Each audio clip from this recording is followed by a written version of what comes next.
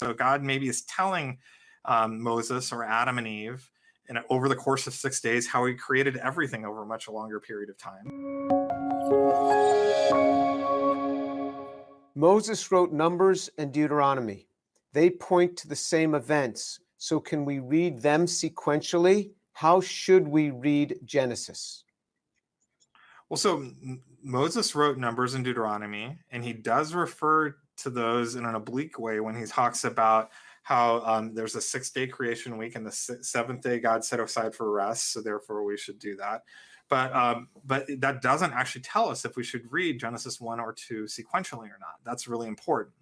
The second thing there too, where people miss, is that it's not just the day weeks that are being addressed by Moses. He also talks about weeks of years, and he talks about the year of Jubilee. So even when Moses refers to these days are meant to have multiple meanings. So there's being both referred to days and longer periods of time.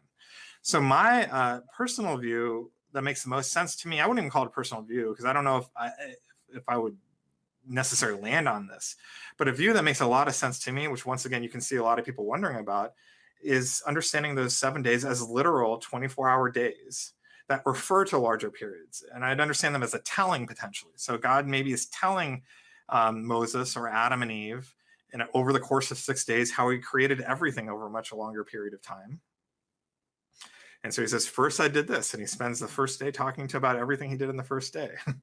And then the second day, he sits down and explains what he did in the second era, and so on and forth. So it really is literally, 6 days. And then the seventh day goes on for a longer period of time.